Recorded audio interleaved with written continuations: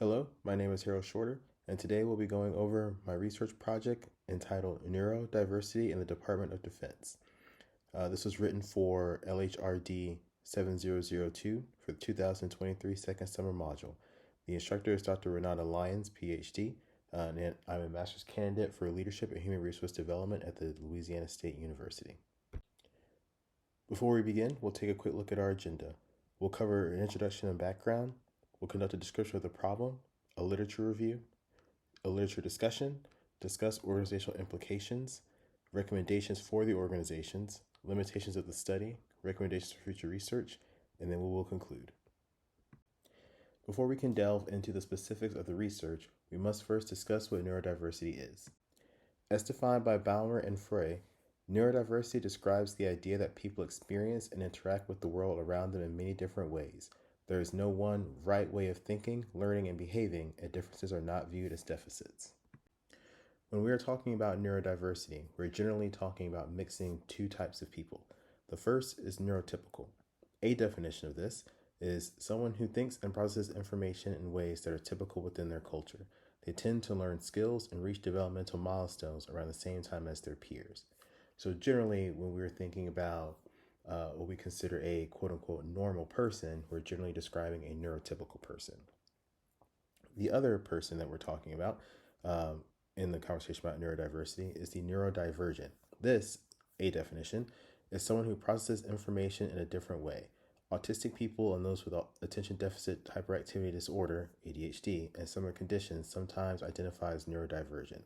It is important to note that while we generally focus on autism, ADHD, and Asperger's here in the West, there are multiple different types of neurodivergence that can be considered when we talk about this.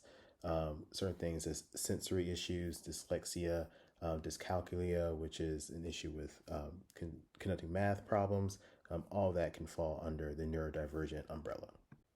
So now that we understand a little bit more about neurodiversity, we'll talk a little bit about why I chose to do this project.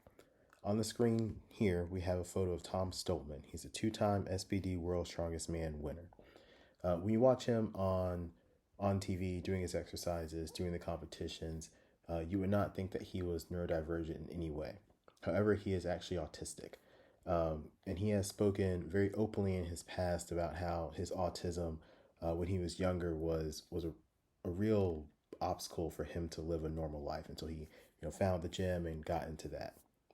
One reason for that is because his autism manifests in the form of needing routine, needing to do the same thing every single day and to be able to focus on it. He's actually said that he's able to get tunnel vision, and that's what allows him to be so successful in his sport. But as I was watching this and started learning about this, I began to think about how in the military or in the Department of Defense civilian workforce and the ways that those workplaces operate, which can be difficult for a neurotypical person, how that difficulty would be seen from a neurodivergent perspective. I'm sure we all know someone who is neurodivergent. I have friends who are neurodivergent who are in the military. And so I just wanted to kind of explore some of the things that the Department of Defense could do to make the workplace more accepting for people who think a little bit differently than what we consider the norm. While conducting the research for this project, these four things really stood out to me that informed me as I went through. Number one was the lack of neurodivergent employment. The Deloitte article that I used cited up to 85% of neurodivergent individuals are currently unemployed.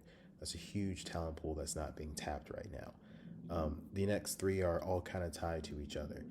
Organizations that don't adapt, especially like within the Department of Defense and the military, they're kind of hostile to people who are just a little bit outside the norm. And then going along with that is lack of accommodations. The Department of Defense is not very accommodating. If you're not a certain way, then it doesn't really work with you to make sure that you have everything that you need. So these things are really informing me as I go through in this project. With that background in mind, we get to the problem that we'll be dealing with here in the project. In a society with growing numbers of neurodivergent diagnoses, the Department of Defense does not present as a viable place of employment. This is a drastic problem for the Department of Defense.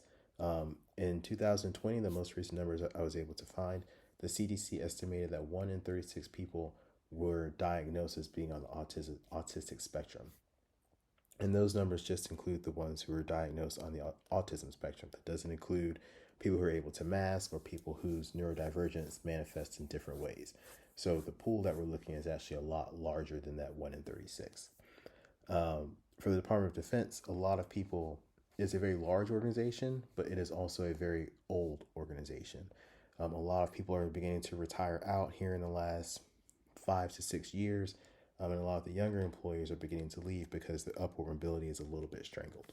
So with groups of people leaving at both ends of the age scale, a lot of experience is leaving and a lot of skills are leaving. And as these diagnoses begin to grow and these issues begin to manifest, the Department of Defense does not adapt how it approaches people who are neurodivergent, then their workforce is going to struggle very, very soon. So that led to 2 research questions. Number 1, how important is a neurodiverse workforce to the Department of Defense? And number 2, how can the Department of Defense modify its workspaces to support neurodivergent employees? The research methodology we'll be using for this project is the qualitative method. The underlying theory of the project is a systems theory as predicated by Richard Swanson. Our literature sources and data collection are all pulled from qualitative sources. The reason for that is because this is a very new field that's being researched. There aren't any quantitative studies that have been done yet, and if there are any that are ever done, I'm not sure what their validity would be. That dovetails directly into the associated risk. With the qualitative method, best case practices and things like that are all just from what people have found that works. There are things that aren't backed up by scientific evidence. So that's a risk that comes with this methodology. While building this project, I found 4 trends that just stood out when both reading and how I was thinking about it. Number 1 is position needs. That's both on the part of the employee and the organization, talent management, cultural acceptance, and workspace modification. The position needs, generally when you read about neurodivergent employees and places where they would be best served, we usually look at that in terms of technology, observation, things like that. But really, as far as position needs go, and this kind of goes along with talent management, is finding what that employee wants to do, what they really want to apply their strengths to, then putting them in those positions. For cultural acceptance and workspace modification, those also go together. Cultural acceptance, obviously, that is training your people, training your managers, training your employees to be more accepting of the neurodivergent individual in their workspace. And then for workspace modification, that's allowing things like headphones, dimmed lights, maybe even private workspaces rather than work from home. And the literature that I've chosen to display here are some of those best practices that I found while I was conducting the research for this project. For the discussion on the literature, the only thing I really focus on here is the first bullet point. Neurodivergent individuals are more than a trend. I was shocked at how many articles I was able to find on, quote unquote, best practices of integrating neurodivergent individuals into your organization. And while that is very good to see, it's also a little bit concerning from an HRD perspective. Lots of times organizations jump on the shiny new thing and they all just want to run to that.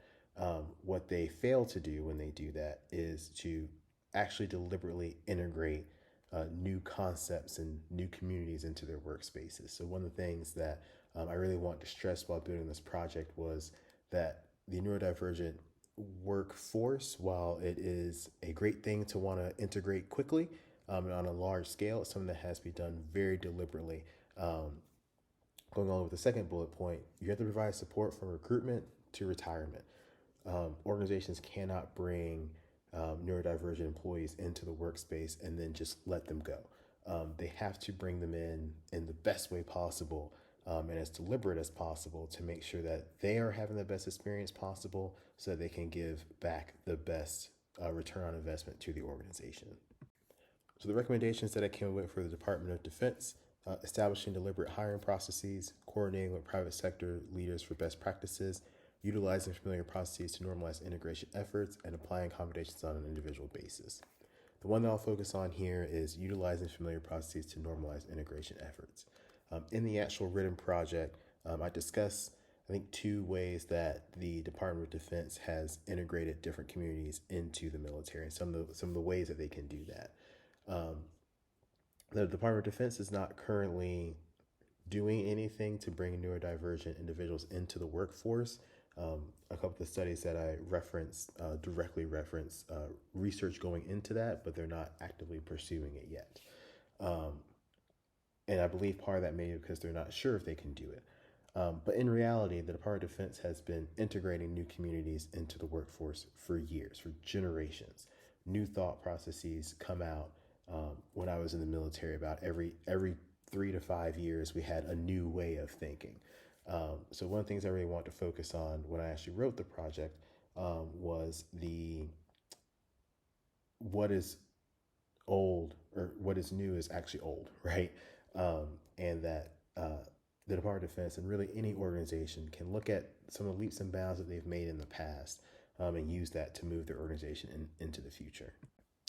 Uh, for the implications for the organization, and this goes for any organization, the Department of Defense or in the private sector. Because this field is very new, organizations will need to be extremely deliberate in how they go about it. They can't just say they're going to hire a bunch of neurodivergent people and then just bring them on without really any long-term thought process being put into it. Again, talking about a rising tide lifts all boats. Accommodations being made for neurodivergence will have positive impacts on neurotypical individuals as well. One of the key things that I read about in the Deloitte article was letting the employee kind of have a more relaxed interview environment.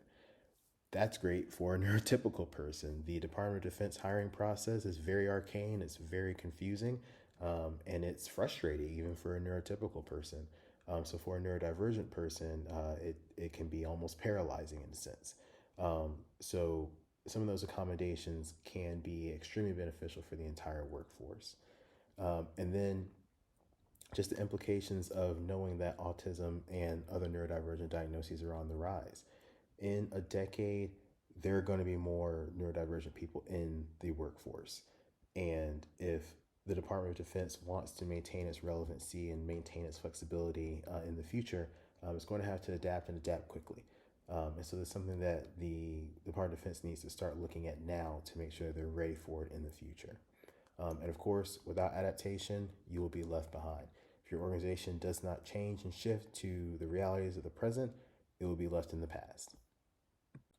For study limitations, obviously time. We only had about 5 weeks to do this project, not the weeks and months that a larger project would have. The resources were being restricted only to the qualitative articles and projects and studies and reports that I was able to find. That's a limitation of the study. It was not able to explore all of the questions that could have been developed throughout a longer, more well funded research project. For future research, I would love to see a quantitative study done on the financial impact of hiring neurodivergent people, and these two go together. One of the cool things that I read about was a project in the Israeli Defense Force that was projected to take 12 months, and their unit 9900 completed in 3 months. That's a 3-to-1 ratio return on investment.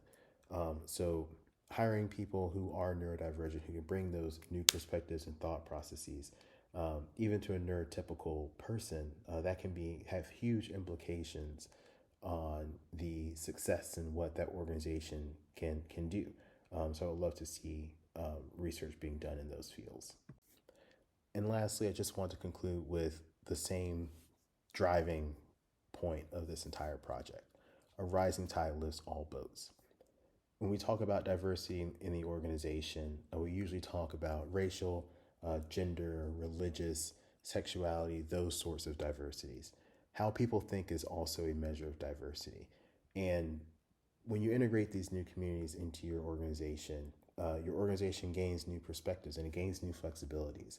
For the Department of Defense, which is such a key component of how our country runs, and one of the most diverse workplaces in the country, investing time and attention into a neurodiverse workforce would just make the organization that much better. And so with that, these are my references, and this concludes my slide deck. Thank you and have a nice day.